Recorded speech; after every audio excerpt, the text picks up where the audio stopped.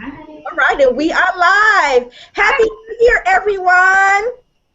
Hi, this is Sherry Sims, founder of Black Career Women's Network. Thank you for viewing into our first career conversation of 2015.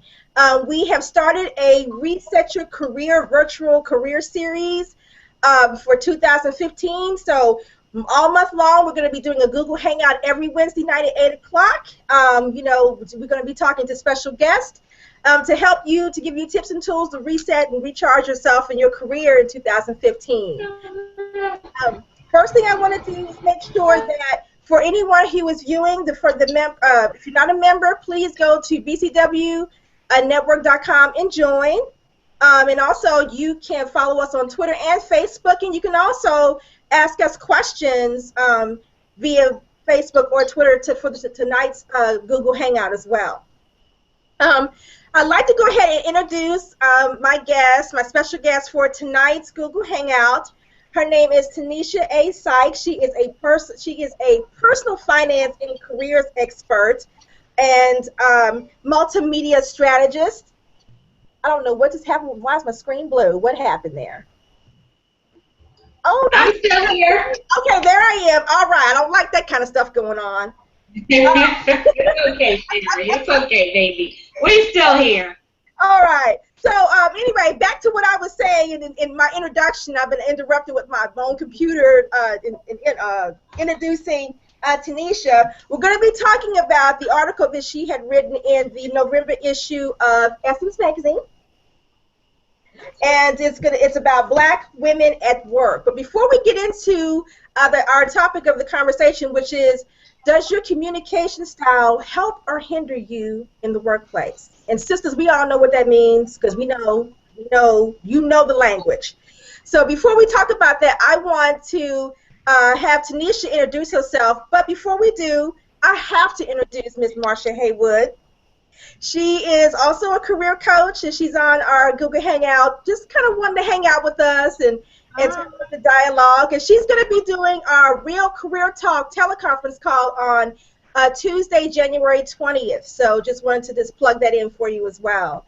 But without further ado, Tanisha Sykes, please introduce yourself to our BCWN family.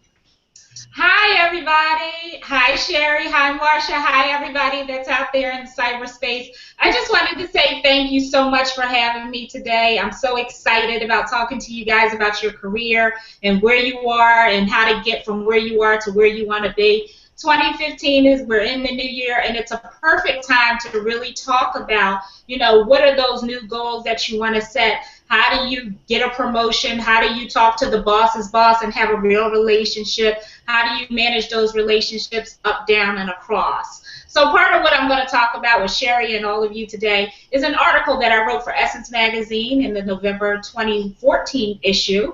I believe it may still be on newsstands. If it's not, check out your library and check out what you have at home. So hopefully a lot of you guys are out there and your Essence magazine fans. Something that we wrote, which was really interesting to us, was an exclusive survey that was partnered with the Cheskin Society research company. And what we found was that Black women, we know, hold positions up and across and up and down the ladder from entry level to C-suite. But what does that really mean for our style of engagement? And one thing that we found was that specifically our style of engagement can both help and hinder us when it comes to our workplace and our career strategies and getting the things that we want out of our careers. So what I did specifically from that particular study was I pulled out what I thought was really most interesting, and that was really looking at 4 different archetypes of the types of people that are in the workplace. And today what I want to do is I want to go through what those 4 types are, the impact that it can have when you're in the workplace, as well as career strategies so that you can get around it if in fact you're finding that it's something that's hindering you. And what I'll say from the outset is that I'm not here to call anybody out.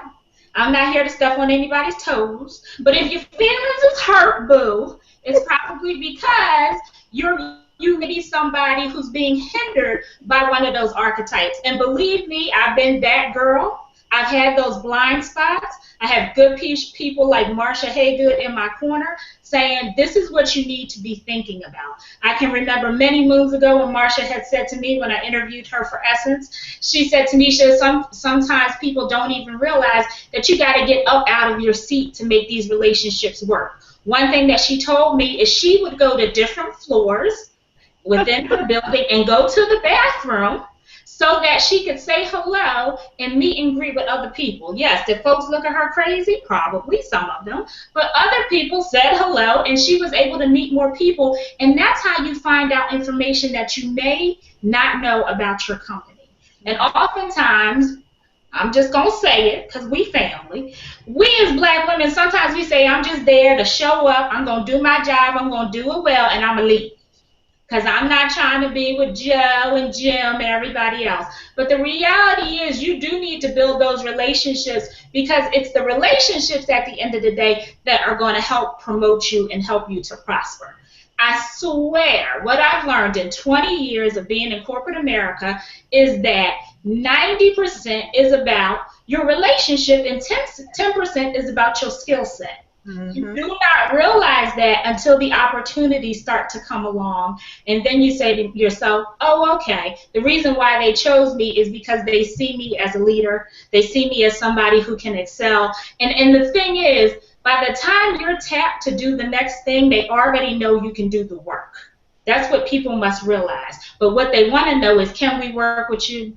Does everybody like that person? Do they have the leadership quality? Are they a good fit for what it is that we're trying to do next within our companies? So, in looking at this article, I'm going to go through the 4 types. We'll talk about impact, and then we'll talk about strategies. Yes? Yes. I'm on board with that. Okay, so let's go. So, and here's the interesting thing about the 4 archetypes that we talk about within this article. We all know that girl. Not a bad thing. Doesn't have to be a good thing. It's just that we know this woman often. Sometimes it's us. Sometimes it's our coworkers. And sometimes what you'll find is you're a little bit of maybe 2 of them, 3 of them, or even all of them. So having said that, the first one is, can everybody hear me? Yeah, that's Jacqueline. Hi, Jacqueline. She was getting in. Oh, okay. Hi. Welcome. So the first archetype is the isolated achiever. And what we found in our particular study was that this is the woman who has the least amount of engagement with her coworkers. So this is the woman who says, you know, I'm really here. I talked about this in the beginning. I'm not here to make friends. I'm here to do my job, get promoted, and move on. Now, the only problem with that woman is you see that woman kind of strutting her stuff, going to and from. She has her meetings. She's in her office or she's at her desk often, you know, during the day. And she is a person that you can depend on and you can count on. But according to our findings, the isolated achiever places herself in a position to be sidelined.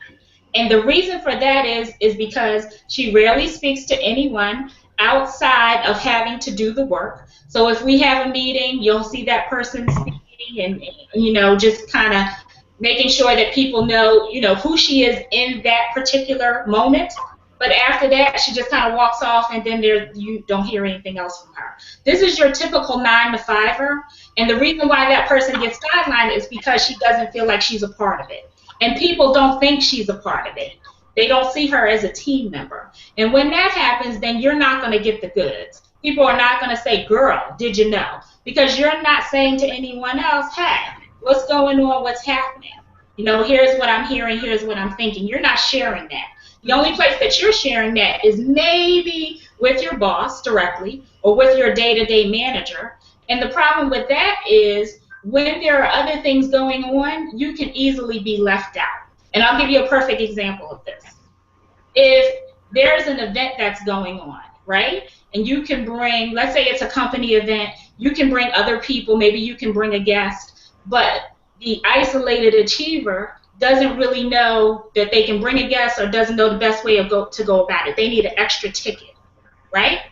But everybody else is like, well, look, you don't normally want to be bothered, so why would I be bothered with you now?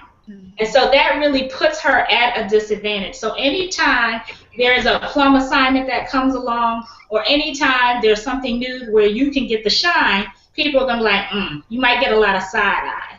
And so what her strategy for success would be is you really need to find a happy medium between getting the job done and interacting with your coworkers beyond a superficial smile.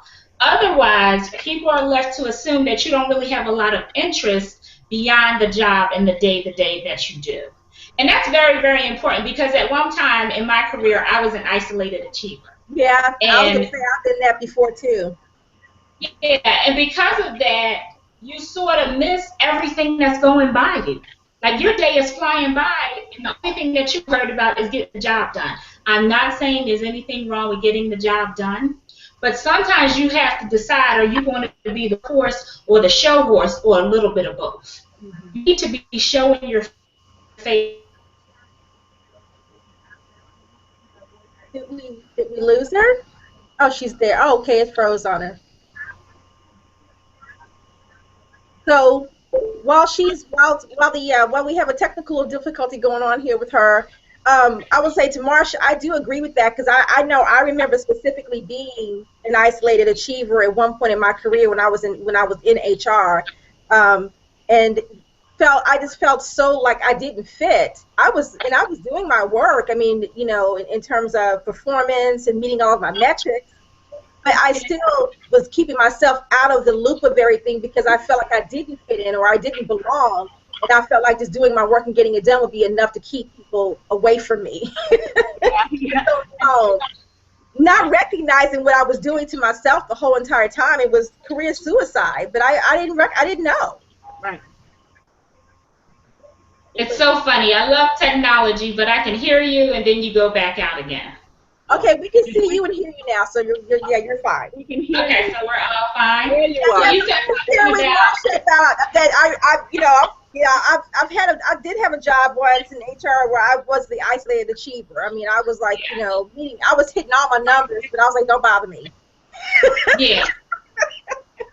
But what happened as a result? You was like, don't bother me, I'm hitting my numbers. But what happened? Did hitting the numbers still allow you to excel? No, absolutely not. It really actually put me further and further into this black hole away from everyone. And then I started to see how they were treating me. And I thought, I don't understand. Yeah. My work is speaking for itself, but why aren't you showing me the same level of respect? I mean, I was clueless at the time. I didn't know. I mean, I know what it is now, in terms of my mistakes. But back then, in the midst of my career, I didn't understand that I'm thinking I'm keeping my nose clean and doing my work and not getting involved with all the other mess that was going on around me when I should have been building the relationships in a whole different way. And I didn't do that. Yeah. Yeah, and I agree with that. I think oftentimes, because we don't want to deal with, just like you said, the quote-unquote mess, we're like, that equates to, well, I'm just not going to be involved at all. But you can still keep your nose above the fray, so to say, not deal with the mess, because oftentimes we're dealing with the wrong people anyway. You need to be dealing with the power people and the daggone influencers. And you're right. But, I didn't know all that. That was the old days before, I got smart. And also, Tanisha, yes. And also, we grew up, our parents told us, yes. Put your head down and let your work get done, speak for you. Yes. So we grew up hearing that and not understanding that we have to network, we have to schmooze a bit to be successful. Yes, and I think that's a great point. That's another article that we've written in essence, how to be a better snoozer. I know, I'm interviewed for that one. Yes, you did, thank you. So everything, it all comes full circle. Yeah. And the whole idea, with that is you have to start cultivating relationships, just like Marsha said. You have to start not only networking, but find out those commonalities. Yep. Some people, yes, are going to be the sports people. Some people are going to be the music lovers. Some people, like myself, are going to be the wives and the mothers and, the soccer moms when I can be to my children. So you'll have a lot of those commonalities. And some people, like me again, are going to be foodies. There is always something that you can find in common with people, but you have to be talking. You have to be having conversations. Instead of you clicking off out the meeting at 90 miles an hour to get to your desk, be the last one to leave or leave with the president. How was your weekend? How's everything going with that project? Would love to be a part of that project. I'm hearing great things about it. It's an opportunity, even if it's 2 minutes, 3 minutes, 5 minutes, for you to say, this is who I am, this is what I do, this is how I can help you shine. And if you're doing that each and every time, then that'll help propel you. And that'll keep people with your name at the top of their mind. And that's what you want to be doing. Don't just put yourself in that box and say, I'm going to just be right all up in here. Because what you'll find is people who do a tenth of what you do will lap you every single solitary time, 3 and 4 and 8 times, and you won't understand it until your 10th year in. See, that's what people don't understand. It don't hit you until you're frustrated and disgusted, and it's 8 to 10 years on, and you're like, well, what the hell happened? Well, you're so right, Tanisha, because I swear it was about that 8 to 10 year period. It's that 7-year itch. What the heck? It's light bulbs start going off. Exactly. When you know that you should have been according to your work, according to your ethic, according to your performance, and even your numbers, that you should be 3 promotions higher, yet nobody knows. Right. So if nobody knows what you're doing and who you are and how you're helping to benefit the bottom line in this company, then you're not doing your job correctly. So because it's more than just the job. What about if you're in a work environment that's hostile, where there's a lot of politics that's, it's ugly, the tension is heavy, mm-hmm. And how does someone who's an isolated achiever can kind of come out of that in a hostile environment like that? And it may not be everyone, it may be 1 or 2 people that are in their circle at work that they need to deal with, it's hard. I think you need to get allies. I think that's so important. You need to get advocates. You need to get people who are outside of that circle but close enough to it who can influence what those people are saying about you, perhaps some of the things that, your name is coming up in. And you need to prove these people wrong, so to say. You need to get people who can mentor you through those rough patches. I think that's very, very important. Carla Harris, who's with Morgan Stanley, we had used her for years at Essence as a resource. She had always said, you not only need the mentor, you not only need the advocates, but you need those sponsors. You need those higher level, senior level players who can walk your papers in the room. But when you're going through that day-to-day political craziness that can happen sometimes in an office and you're feeling like, well, look, I'm just not going to deal with it. I'm just not going to deal with the crazy.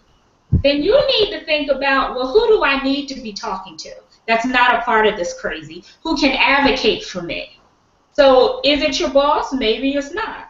Is it your boss's boss? I have a true confession to make. I was definitely afraid of cultivating a relationship with my boss's boss because I thought that I would be betraying her, my boss. Mm-hmm. And that was a miss on my part. That was a huge blind spot of mine, and I think that was one of the reasons why I wasn't promoted in my last few years. Because I'm glad you brought that up, though. Say it again. I'm glad you brought that up because I talked about that on one of our career conversations that we had last year about the allies, which is and making sure that you're really building the relationships with the influencers versus what I call your front line. You want to be able to build those relationships with the leaders. So I definitely like that you brought that up because that's crucial, and that's what I discovered for me what was missing from some of the roles that I had in my way of being able to get the visibility I needed and the relationships that I needed to take me to the next step. Because I always had a hit and a miss with my managers, and it was one that was great and helped to develop me, and another would want to keep their foot on my neck and they didn't want me to go anywhere because they wanted me to stay right there to do all the work. Right. So yeah, I'm glad you made those points. And the other thing that I'll say about that is not just the influencers really can be anybody who has power within that organization. And that could be up the line, down the line, and sideways. So please don't mistake the executive assistant, for example, to a boss or a boss's boss. Yeah, because they hold a lot of weight. Does not have real power. And understand, and I think we do this a lot because I did it. So I'm going to own my stuff. I ain't even going to put it on nobody out there. People would come to me. It would be who would be? It would be my boss. It was my boss's boss. It was my boss's assistant. And it was some other people in other areas of the company that I worked in. And they would come to me and be like, girl, you fabulous. You did that. You won that. You got that. And I'd be like, oh, please, girl. Please, I ain't got time. I'm too busy. I'm working. Mm-hmm. Own your wins. And listen to people when they're trying to not only advocate for you, but support you. If they have enough courage and gumption and oomph to come up to you and say, you did that, then guess what they're doing to all the other people around you? They're saying that. And that is your circle. That's the circle that we all need to recognize, and we need to realize, and we need to leverage. Those are those key influencers, if you will, of power. Listen, it could be the custodian. If that's the person that's telling you all the lay of the land and giving you all the information and keeping you up on the next move of the company, then you need to be paying attention, because that's a person of power in your company. And that person is out there talking about you. Those are the people that help you get closer to the table. Mm-hmm. And so we need to be paying attention to that, because oftentimes we'll say, well, nobody likes me and nobody knows me, or, people don't know what I do. You want to be paying attention at all times. And I think so many times, because we're worker bees by trade, we think the work is so much more important. And I'm here to say that I think it's the opposite now. And I'm not saying don't do the work. Do the work with excellence. But I'm saying put a little bit more focus on these relationships we all have. Mm-hmm. No, I agree. Go ahead. I agree with you. The relationship building is key. Mm-hmm. It's key. So I was going to move on to the second one, because I don't want us to run out of time, and I want to get to all of them. I know how important that is to people for you to finish what you started. The second archetype in the article is called the Dutiful Conversationalist. Now, this person is really interesting, because this person is your strategy person. This is the person who understands all of the office politics, but they don't really, you may not visibly see them running all around the company. That's not that girl. This is the one sort of who holds herself in the pocket. She's a little bit more reserved. She's seemingly guarded, but she's the person that you can go to when you're in a pinch to get some advice. And the reason why she's called the Dutiful Conversationalist is because, truthfully, she's only going to talk to enough of the people she needs to talk to get the information she needs to leverage for what she wants to do. And you don't really recognize that until you start talking to that person. Mm-hmm. Meaning, and what I mean by that is, and I've worked with, a whole bunch of different type of people, and this particular person is a person who's well respected in the company. Right. Again, she's not running around by the rooftop. She's not going to be your show horse. She's going to be your workhorse by trade, right? But she's quiet enough, and she listens enough, and she's smart enough to know all of the things that's going on within the company. And, in fact, she's a key player, even if she's not a particularly vocal person. And that's what people need to understand.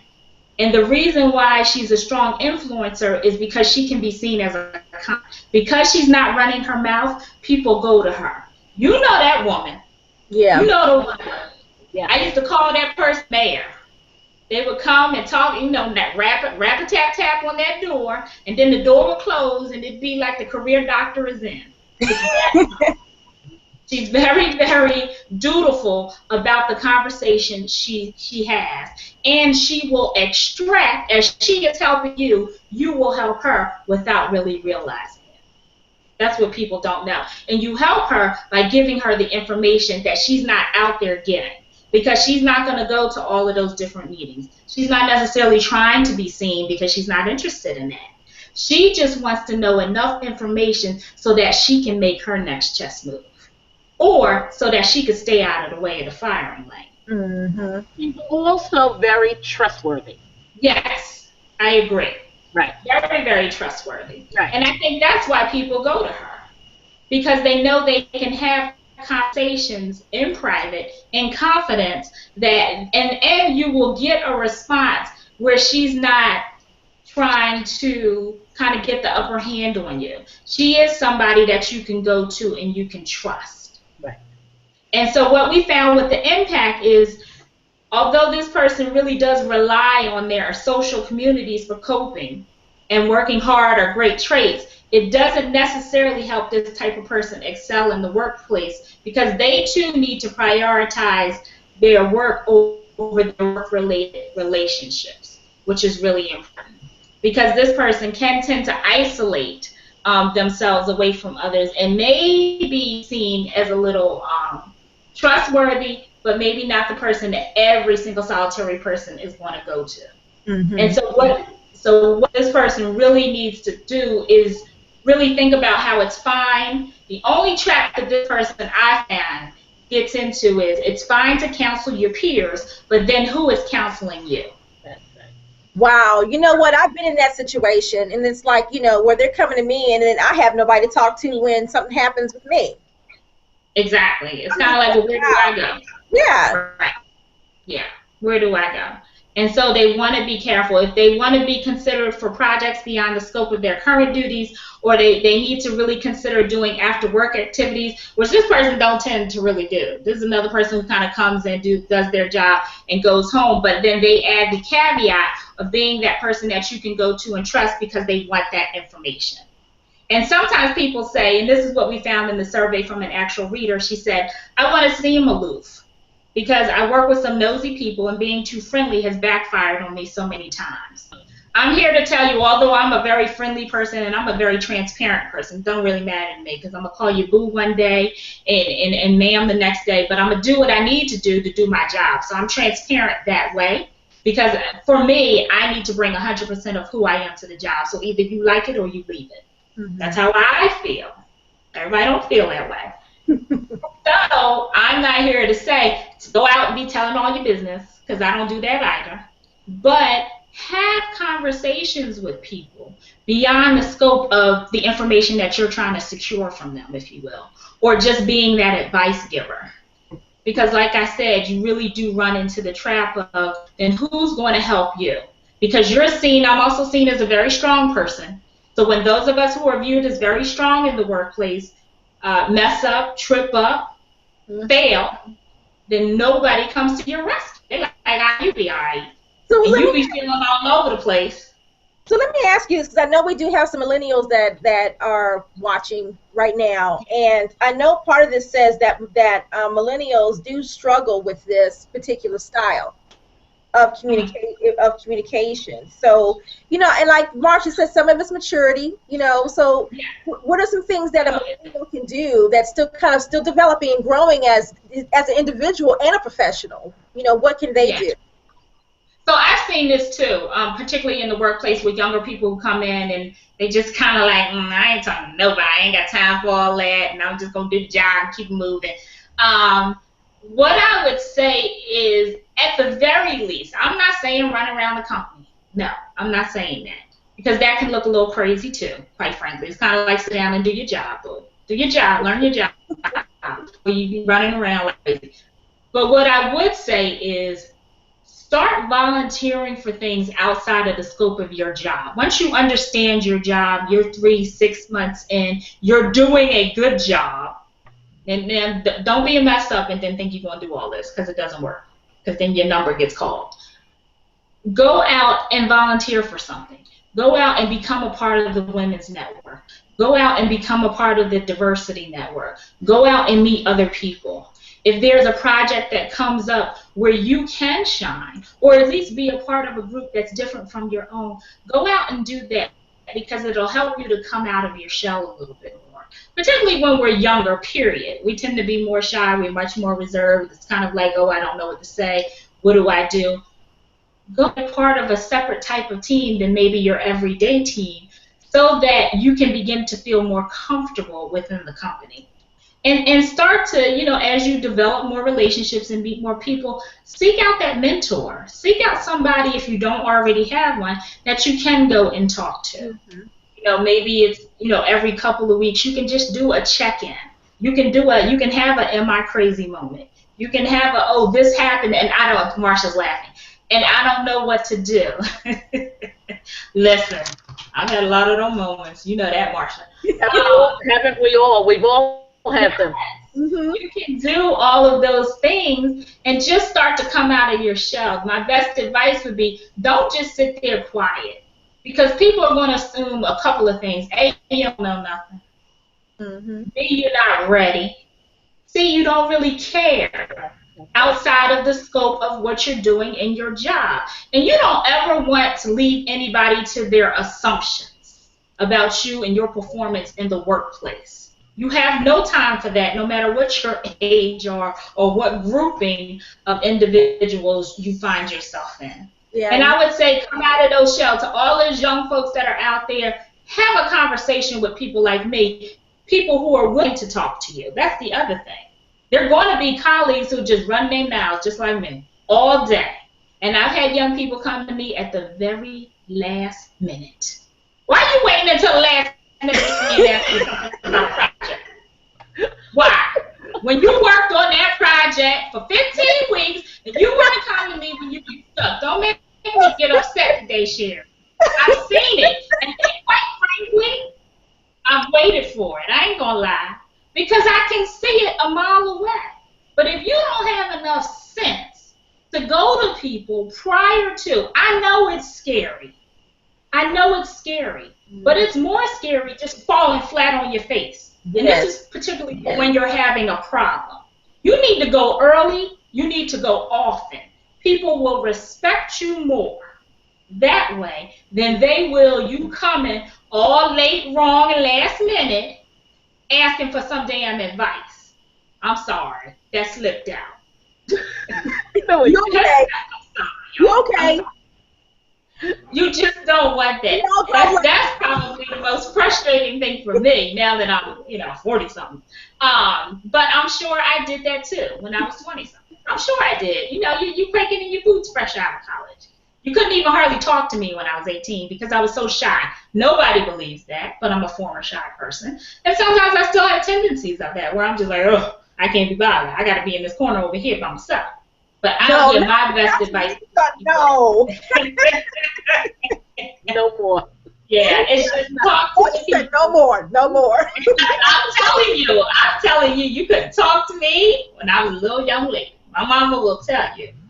But yeah, you just have to talk to people and you have to start to develop those relationships. And everybody wants to give out free advice, particularly in the workplace, because everybody thinks they know better than the next person. So go ahead and do it under the guise of, could I ask your advice?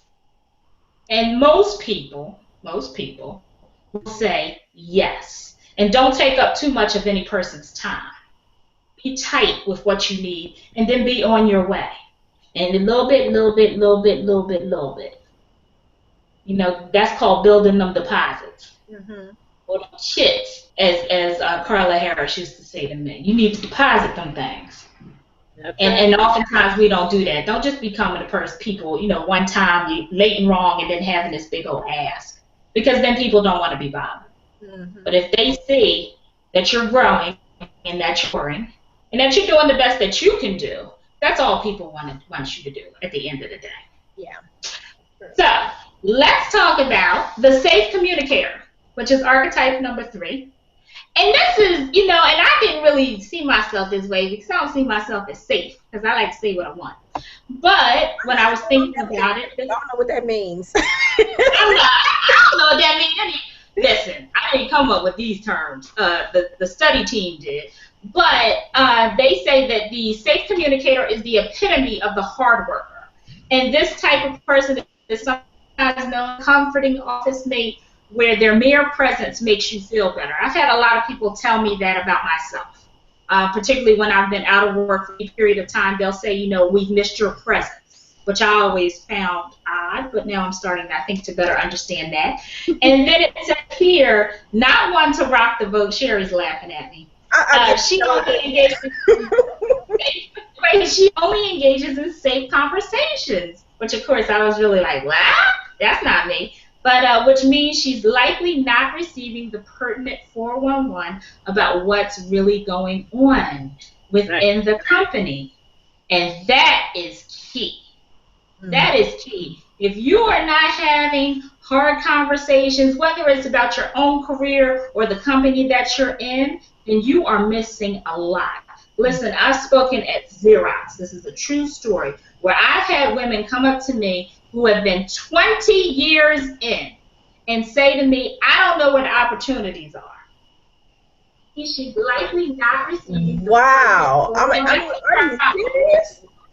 That's a major company, and that's a problem. And that goes to not having enough of the right conversations and some of the hard conversations. You need to find out not only what's going on with your company, but you need to be open enough, and this is so key for us as Black women. You need to be open enough to receive that feedback that you need so that you can grow.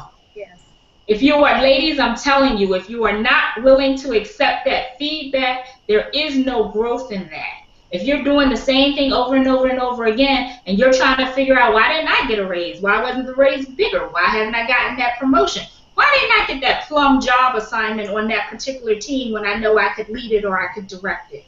You need to be having more conversations about what more could I be doing within my own career.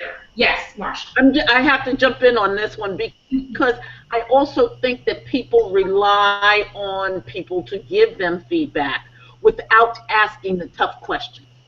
You can say, how am I doing? Yeah. And let somebody tell you you're doing fine. You have to ask the hard questions. What can I be doing better to satisfy what I need to get? So you have to, they can't be just yes or no answers. They have to be open-ended questions.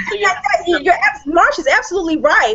Because it also, it's accountability on both parts. Yeah. And it shows integrity of the other person, at that moment, to be honest about what you're asking them, or what you're asking them. And like you said, don't wait for your performance review, and especially if you're asking your manager. Don't wait for the one-on-ones. Just, ask that question. It doesn't have to be your supervisor, right, Marsha or Tanisha? It could be a coworker, or it could be a peer. You just want to be able to know really kind of what is the perception of thoughts about you, in that way, or what can I do better to really, again, cultivate those relationships. Yes, I agree. And you have to especially do it even if there is fear that is stopping you from doing it. And the reason why I say that is because I was in a situation where my magazine copy, was constantly late when I first went to Essence, right? And it was just kind of a late environment, and I couldn't get it together, and I felt overwhelmed and all of those things. And I finally went to the production manager, who would sit there and call us out every Monday, okay? And you'd be like, you had a walk of shame every Monday. And I finally kind of got my big girl panties on, as a tell my friends, big girl panties on, and I marched in there and said, what more can I do? Because I do not want to be late anymore. And I am struggling with this, but I need to do better, because I don't want you calling me out no more. Right.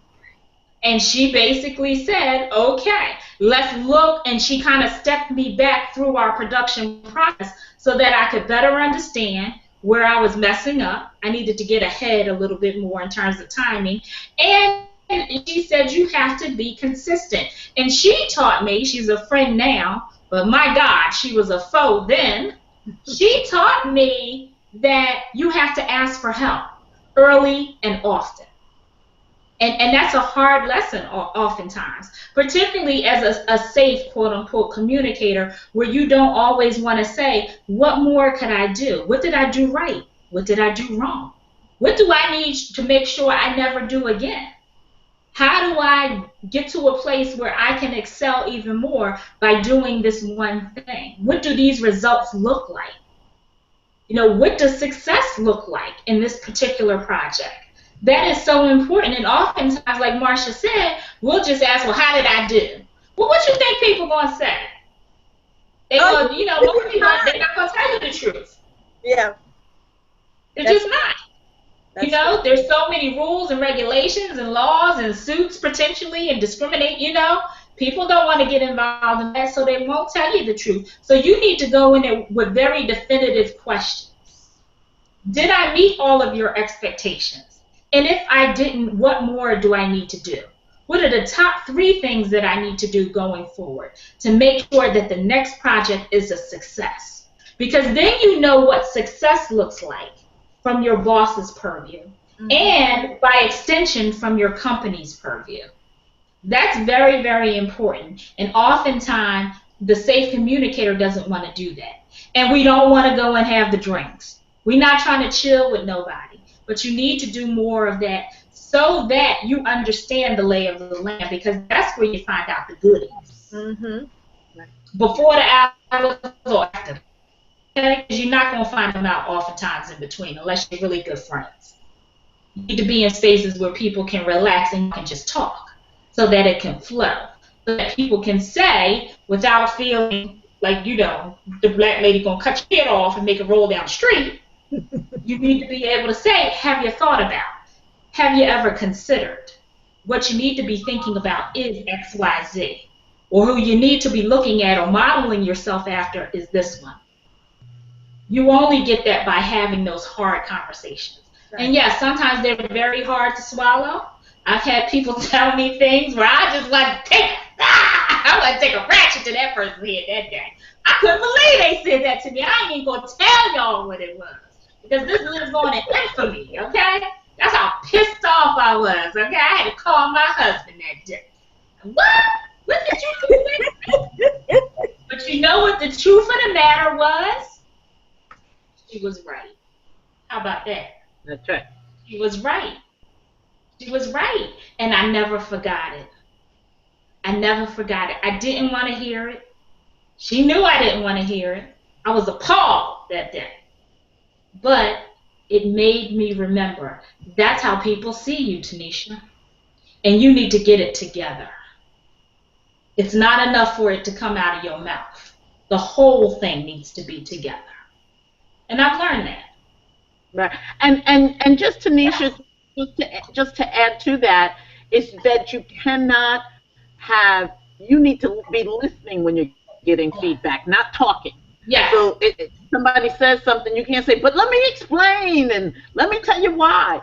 You can say, if you don't agree, you can say, well, you've had time to think about that. I'd love to think about it and come back. I mentioned that in the Little Black Book of Success. But you can't talk when you're getting feedback. You need to just listen and go and take 24 hours at least to think about what was said before you start arguing about what was said. Exactly. Marsha, we need to do a hangout on the Little Black Book of Success. Okay, enough of that, but I had to put that in there. With the ladies. With the ladies, yes, indeed. So let's go on to expressive connector, Tanisha. Yes. Tell us about the expressive connector. Yes. So, what's funny?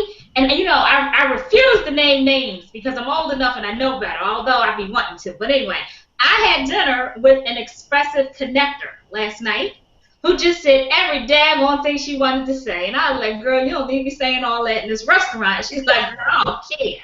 Okay, I'll say anything I want. And until such and such stop acting like that, then I'm going to stop saying that, and then I'll bury it. But it's a whole thing for a different conversation. But the point is, it made me realize, oh my God, that's an expressive connector. And so this person is comfortable speaking with everyone on both safe and unsafe topics. This is a person who can just say what it is, and they're fine with that. She's usually strongest in environments that are homogeneous. And she revels in talking about not only the kids and the spouse and what she did over the weekend, but she's also okay with after-work activities. So this is this the person who be all up in it all the time, busy little bee.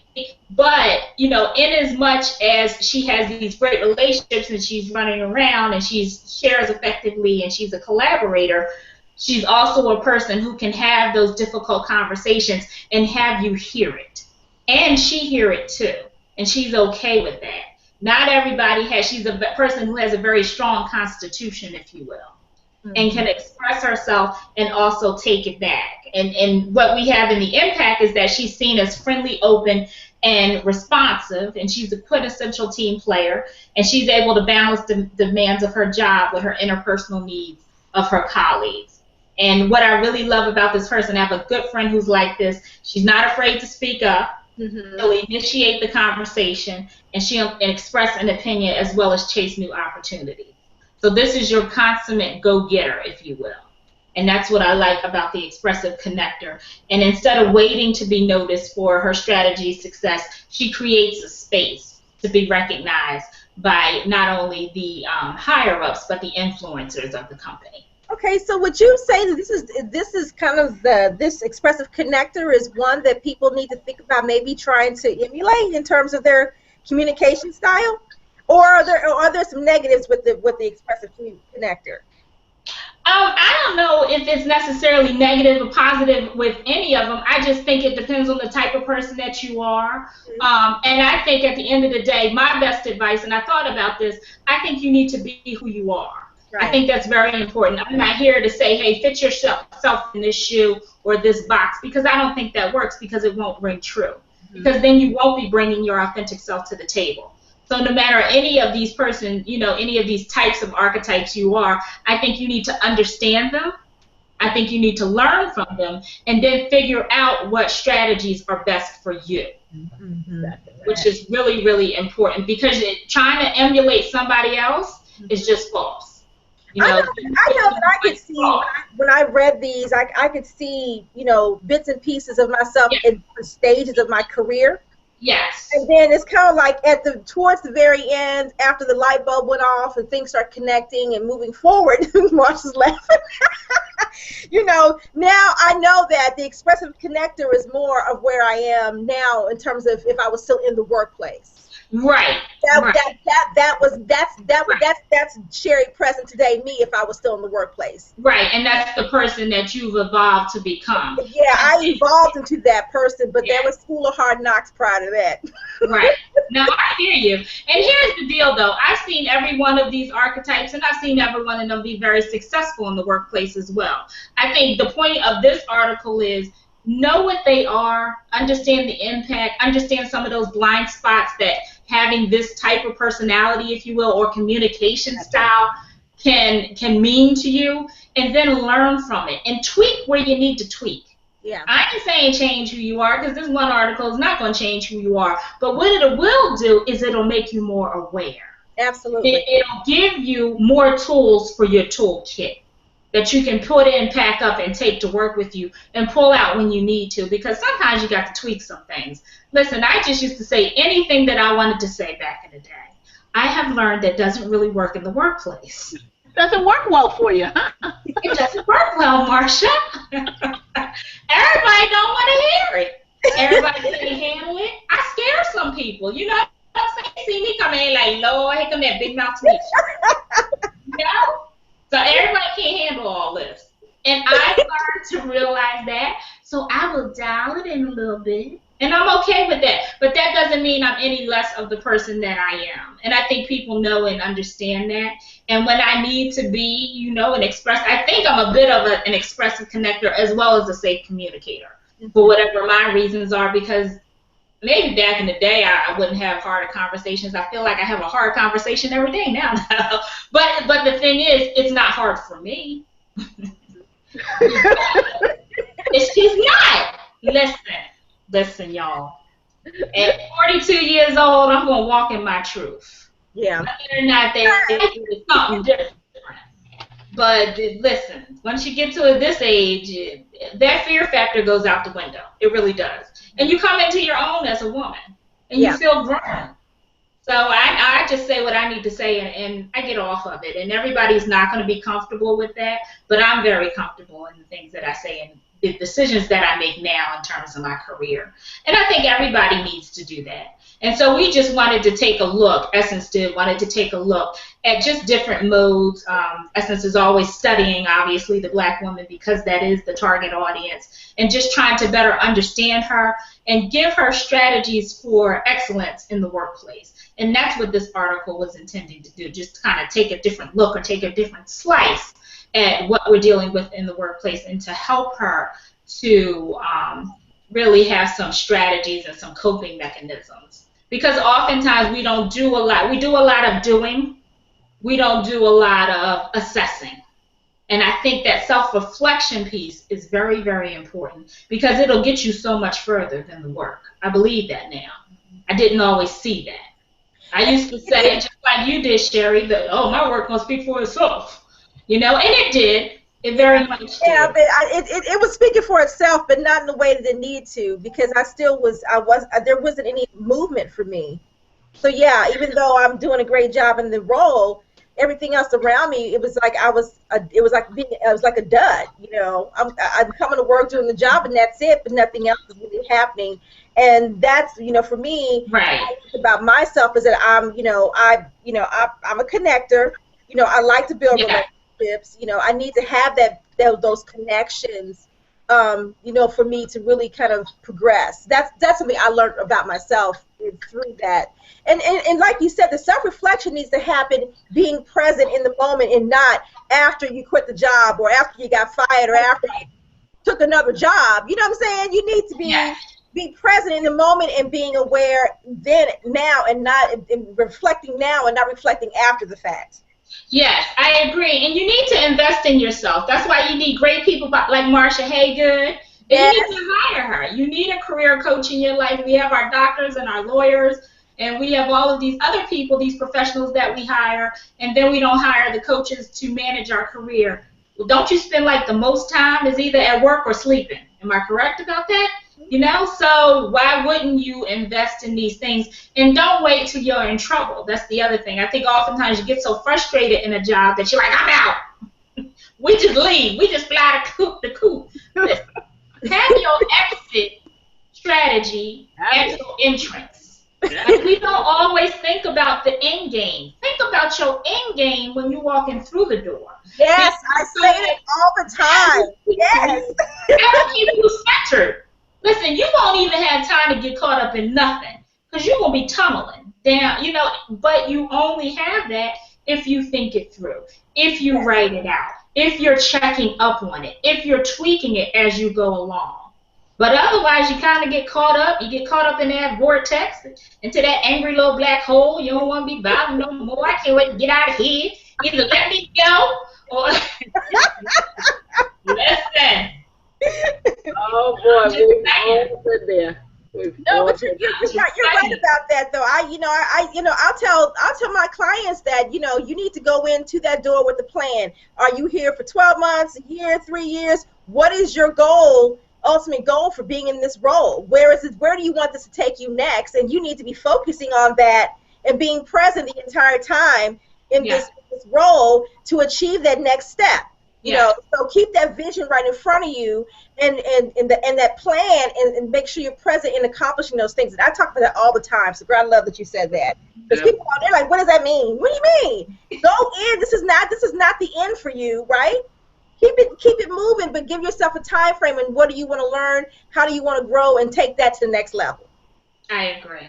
Mm-hmm. Okay, so wait, let me ask you a question. So Jacqueline has a question. It says, to break out of isolation, should it be face-to-face or via email? What does that mean? What does she mean by isolation? Jacqueline, if you can tell me. Jacqueline, I think you got yourself on mute. Can you unmute and... Oh, okay. The isolated achiever mode. That's what she's asking. Oh, okay. To break isolated achiever mode, should it be face-to-face or via email? I'm thinking she's asking in terms of developing or building relationships. That's what I'll assume. Yes. Yes, she said. Yes. Thank you, Jacqueline. I think it should be a bit of both. I think, we all communicate a number of different ways. Listen, so I'm a person, even though, I haven't returned Marsha Haygood's call. Uh-oh. I didn't get it. Yes, I mentioned it. I'm a person who would much rather be on a phone than be on an email. I love my Twitter followers. I'm sure some of them are out there following and reading this, but I'd much rather pick up a phone and have a conversation than be IMing and, that's dating myself, but be texting. I do a lot of texting to my family in particular, but I'd rather just say, hey, girl, how you doing? I'm just checking in. How you been? Doesn't have to be for an hour. Sometimes it is. but it can be for a quick 5 minutes. It can be a quick 20-minute phone call. You don't have to do that with everybody. I think it depends on the relationship. It depends on the person that you need to talk to. What are you talking about? Sometimes it is a quick email. I do a lot of holiday emails just to say Happy New Year, Merry Christmas, Happy Thanksgiving. I'm not picking up and calling hundreds of people to do that. I'll just send a quick, hey, Happy New Year. Hope you and yours are well. Just to keep that, relationship fresh and to keep making those deposits, which I think is really, really important. But I have to say, I've done everything from a walk to a drink to a quick 5-minute chat in somebody's office, or they come down to my office, or it's a quick lunch, or it's a quick coffee. I've done emails. We've done DM on Twitter. We've done Facebook. I've done it all. You've done a quick margarita? Quick margarita. Yes, we did. Did we not, Miss Marsha? A few weeks ago, right. We did a quick margarita. Because Miss Marsha was in town, and I said, I'll be there. Wherever I need to be, I'll be there, okay? And Jacqueline is saying to me, great tips. Thank you very much, Jacqueline. But I think there's more than one way to skin a cat, which we all know. And it really just depends not only on your comfort zone. I would advise people, come out of your comfort zone now. Go to more events. I know it's hard to walk in a room. I know that's the hardest thing in the world for people when you don't know anybody. But you begin with a hello. Yeah, they're going to look at you crazy, girl. They don't know you. They do that to me all the time. Do you think I care? Hello, my name is Tanisha A. Sykes. This is who I am. This is what I do. And they'd be like, oh, okay, how are you? Is this your first, it's like a date. This your first time here? What do you do in the company? Oh, okay, I thought I lost you. There's a lot of different ways, to communicate with people. But I would say do it early and do it often and be consistent. That's what people like more than anything. They like consistency. This whole world of, being social, what do they like? They like engagement. You want your numbers to go up? Engage people. At the end of the day, that's what people want. They want some give and take. And don't wait until you need something to be trying to holler at nobody. Don't nobody want to be bothered with that. And it doesn't matter who you are. Mm-hmm. You have to have had a relationship. Send somebody, and here's some good tips. If you don't know how to approach a person, send them an article, make a recommendation on a book, say, hey, I saw a great tip. Jacqueline's saying I have great tips. Hey, I saw a great tip. Send them something on Twitter, retweet them, like something on Facebook. That's just your way of making deposits. When you see them, ask them how they are. Start with something very general. If it's the weekend, how was your weekend? If you know they got kids, how the kids? They got a husband or a wife, how the husband and the wife? Whatever it is, and know who you're talking to. Listen, everybody can go on Google and do a search and find out 59 things about a person. There's more stuff about us than the law should allow these days. But it's out there, right? And we can all see it. Mm-hmm. That's a very easy thing to do, just in terms of communicating with people and starting to develop those relationships. Everything is not going to be a friendship, and you need to be okay with that. And then you're going to have different levels of a friendship. Everybody not going to be my boo. Marsha Haygood is my boo, but everybody ain't going to be my boo. I'm just saying. And it's fun. Once you start to do it, it gets better each time. Yes. Easier. Can I share a tip? Yes. Oh, absolutely. I have a two-part networking tip. If you live in New York and you take the train or you're in a taxi or something, I just go to my contact list, on the alphabet, and I'll just say, this week I'm gonna just flip through, and whoever's name I stop at, I just send them a note saying, just thinking about you, just want to say hi, hope everything is okay, let's keep in touch. It's 3 or 4 sentences, and it's okay to do that because you're keeping in touch. You're not asking for anything, but you're telling them that they stay at top of mind.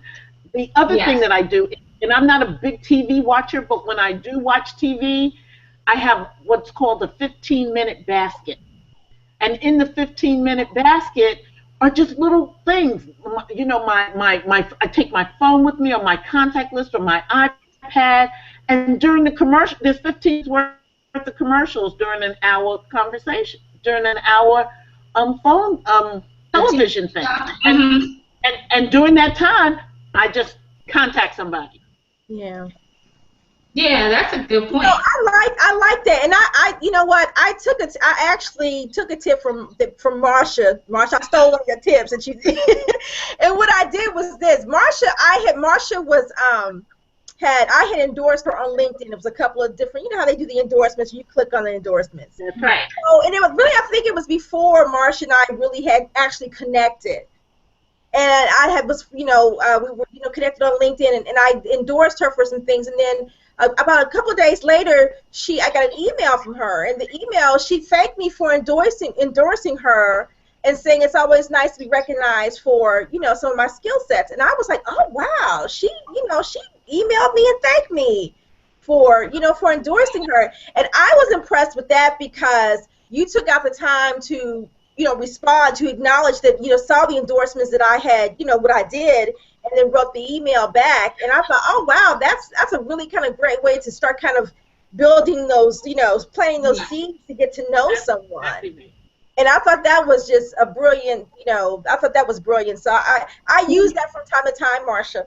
Well, you have to, and the reason why I could do that is because you didn't send the lazy LinkedIn message. You know how I am about the lazy LinkedIn message. Yeah, I know.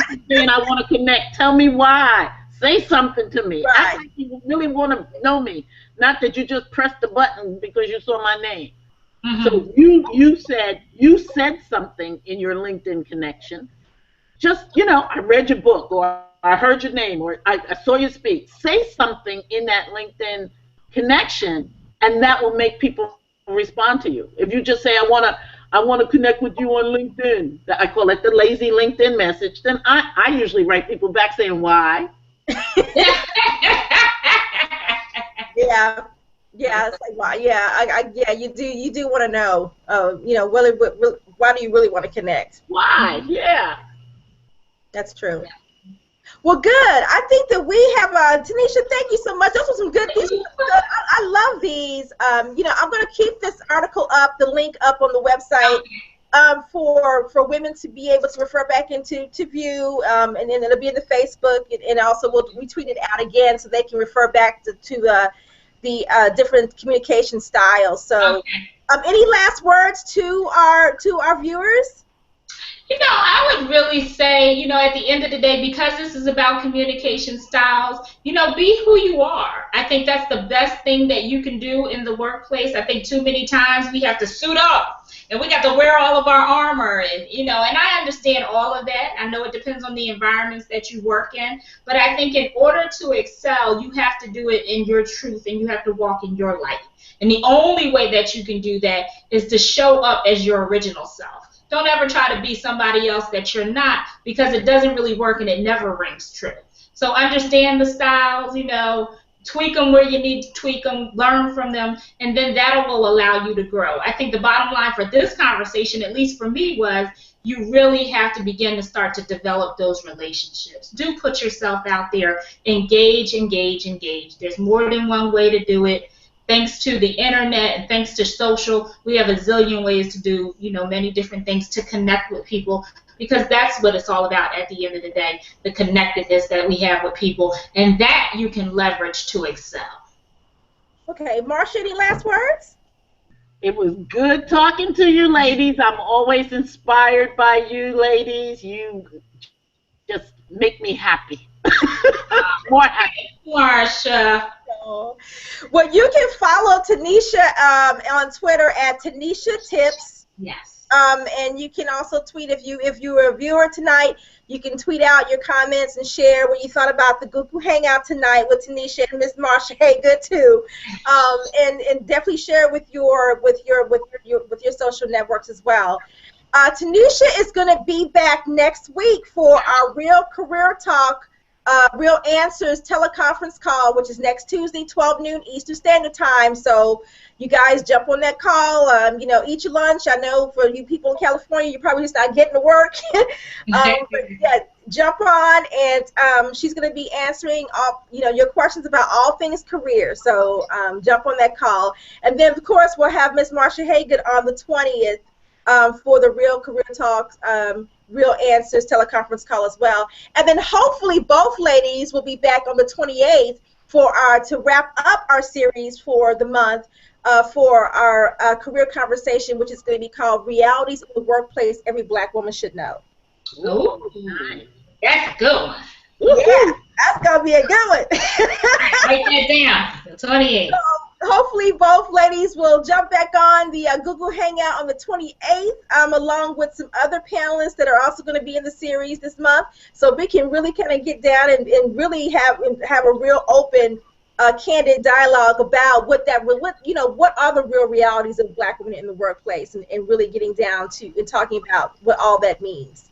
So, but again, tweet this out to your friends, to Facebook, and to the Twitter. This is actually live. It will be recorded, so we'll be sharing it back with the rest of the network. It'll be available tomorrow, actually probably in an hour or so to view tonight, after they upload it.